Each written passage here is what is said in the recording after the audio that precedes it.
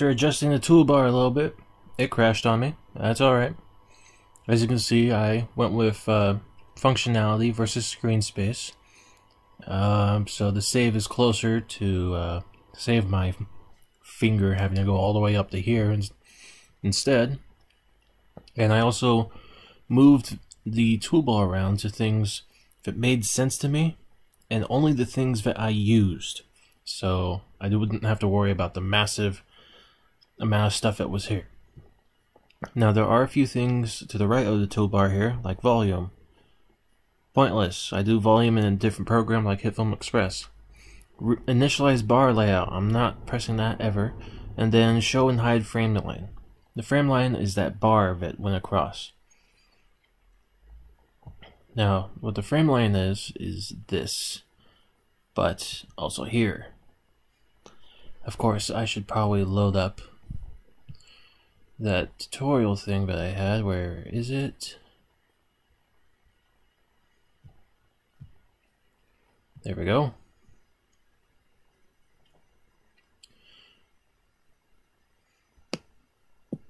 Oh, it's still loading. Okay, there we go. Now then, if we add a keyframe, so let's just move something to the right. Put a keyframe down. Alright, you see this circle? This is with the frame timeline. If you drag it, let's move this out a little bit more to smooth those keyframes. If you drag it, it's pretty much the timeline of the animation. The longer or the more animation stuff you have, all the way like back here, the smoother this will get, and the further it will go out. Now let's delete that stuff. Where did I put it? Okay. Delete. I just double clicked to bring up a marquee box and select that, and I just hit delete, the delete key, because that makes sense. It just does, and that's nice for programs to have things that make sense. Okay, finally, let's get down to what's down here. So we're currently in the model menu, and that is this person logo. Underneath it is the accessory menu, which is for accessories like backpacks, model cars, and all that other stuff to fill up scenes, like furniture as well. I think that's a bracelet. Anyways, underneath that is the camera, and that's... I'm going to do a different tutorial on this area. And then underneath that is the star, and that's effects. And we don't have any effects in at the moment, but we're not going to import them now. We're just going to get you used to the general interface at the moment. And underneath it is a buggy text thing where if you click this, it pushes everything up and it moves this out of the way, and you have to completely close the program and restart it. Yay! Right next to it, you have this huge white space. An R, X, Y, Z, M, where the hell those mean, right? 1, 2, 3, 4, 5, 6. Another initialize button, and this cog that brings up whatever this is. Well, this is all the interpolation menu, and I will get into this in another tutorial because this is actually pretty advanced for animation, and it allows you to smooth things between motions so they're less rough. Very important, very cool stuff later. But let's get to more obvious stuff. So right here we have visibility. Now this stuff is under display/IK, and if I move up just a little bit, you can set her to be invisible here. Don't checkmark here, but checkmark here. And so when it plays, she just turns invisible on the last frame. Ding, and God, disappeared. It's magic. Anyways, self shadow. That's when we get to screen, and then when self shadow is on, which shadows are on. So ground shadow means you get this flat shadow on the ground at flat level, but it's not an actual real shadow. And self shadow is real shadows. Ground shadow means shadows are technically off and only this thing pops up. Soft shadow softens shadows. I mean, I would have to zoom in on these, and I'll do it another time, but you generally want it on. Let's zoom in right here. You see that right there? That jagginess right there? Especially down here too. Let me turn on soft shadow. Now it might be gone, but it's all been smoothed out. We can adjust this in the camera settings, and I will get to that in another tutorial. IK. This is a selection of the IK joints. I don't actually click these. I have no idea why this is here. Moving on. Add blend. Now, this is more of a Photoshop thing, but add blend is the add from a blending menu, and what it's usually used for is blending like textures on top of each other or different things. But it's kind of useless in an animation program because you usually do that in Photoshop or Affinity Photo. Physics, well, of course she's gonna have physics. Of course you want that on. And then still, well, that's just to keep physics still in their spot. I'm guessing. I don't really touch that. Anyway, scale. Oh, you know what this does. Anyways, before I get off track, and I just got off track. Okay, edge. Now, as you can see, there is this black border on the edge of Gumi here. If I increase it, no. If I really increase it, this is what it is. So it follows the camera and provides an edge to the character. Now, this thing can mess up when it comes to different effects being imported, like shaders. So usually what people do is they set it to 0 to make a more natural looking thing. But if you're a little more stylistic, then edge is pretty cool for a comic book look.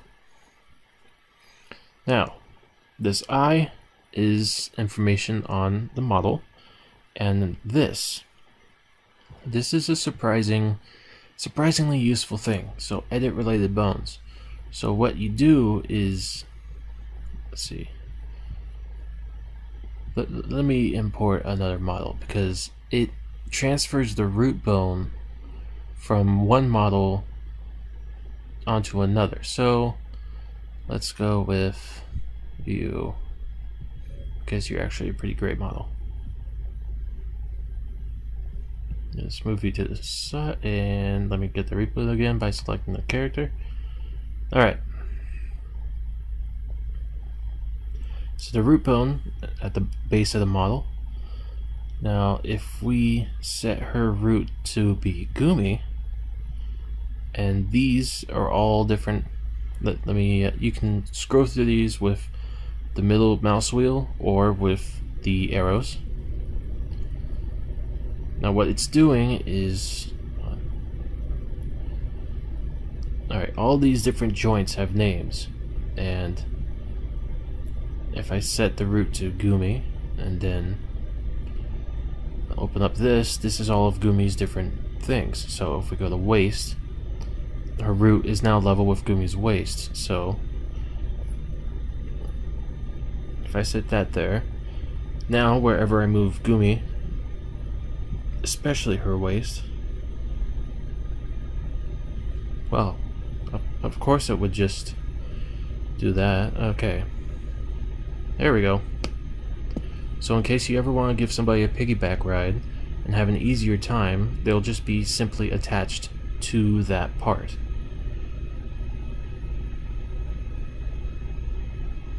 Now, doesn't that look fun? Despite breaking her legs, it looks extremely fun. Okay, enough of that.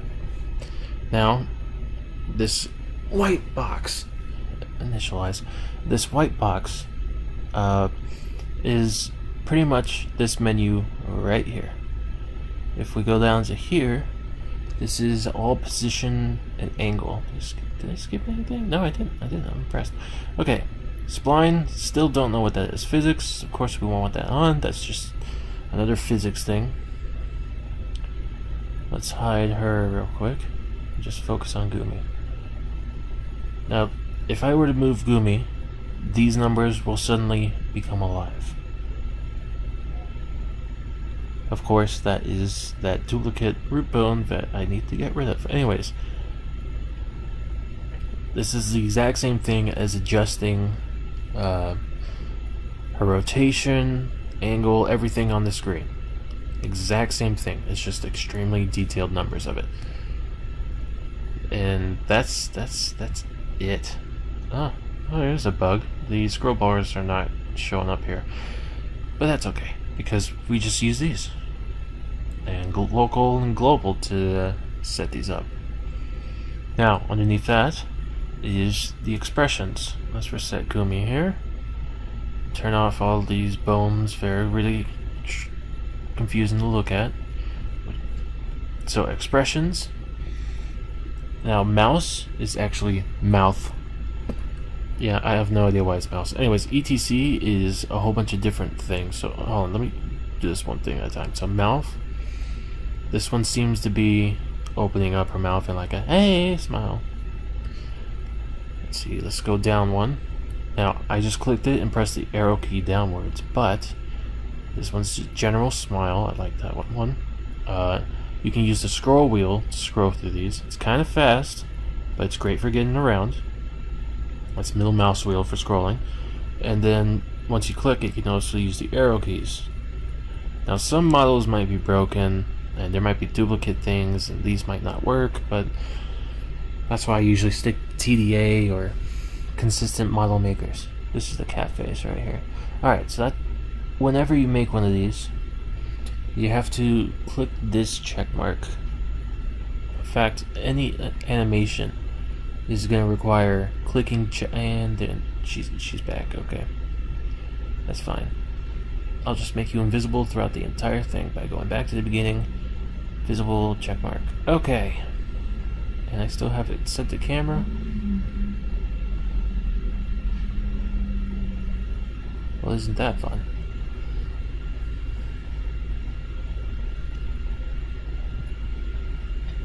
So etc is stuff like tears. It's stuff like what is this one? I have no idea. What's this one? Ah, blushing. Then eyes, you've got blinking. Very nice blink. You've got like a more smile like blink. Let's see here. I believe this is a wink. Here we go. Wink. Awesome. And brow. You just gotta go through these, experiment, find your favorite characters, Japanese characters, and then keep them in mental mind. Best way to do this stuff is to just combine expressions, put check marks down to make sure they're still there when you use them. The hell did I just do? Ah, okay. Lastly, my favorite. Honestly, just look at this. You just need to see what it does. So first, you need to click a rotator joint or something. I usually click the wrist so that this check mark comes up. This is general check mark. Is very important for keeping all your poses. If you save a pose or you save a project but you don't save the pose with a check mark or select all and check marking everything, then you will lose it. I'll start moving things around without check marking them. So, this is the left hand. What this does, it closes the fist into a ball. A little bit of clipping, but that's okay. Now this middle one spreads fingers. This last one, which is incompatible with the top one, so if I move this down and then suddenly move this, it'll reset. This last one's awesome. It just naturally bends the fingers like this. So I usually use this to position fingers extremely quickly.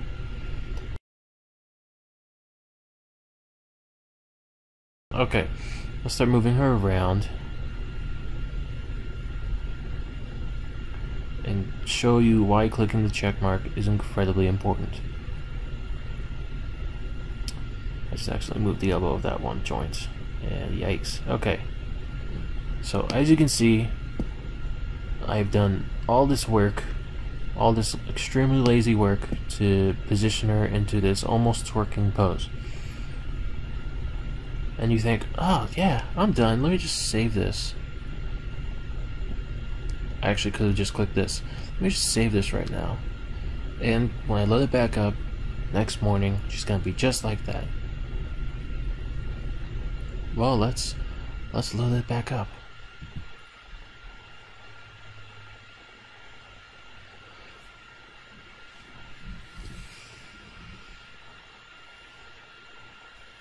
Now, as you can see, the only thing that saved was what I checkmarked when I checkmarked her expressions. This is why this thing is so damn important. Because saving a project, you just save the layout of the project and what keyframes are there at the time. This is not even Gumi, this is Marissa. What keyframes are there at the time. If you don't checkmark, then you don't save your keyframes. So this program does not have a record mode, so if you move something, it doesn't automatically record what you just moved. You gotta checkmark it. Now if there was something for recording every single bit that you move, that would be awesome. But as you can see, now if I checkmark it, this will save with her arm doing this motion.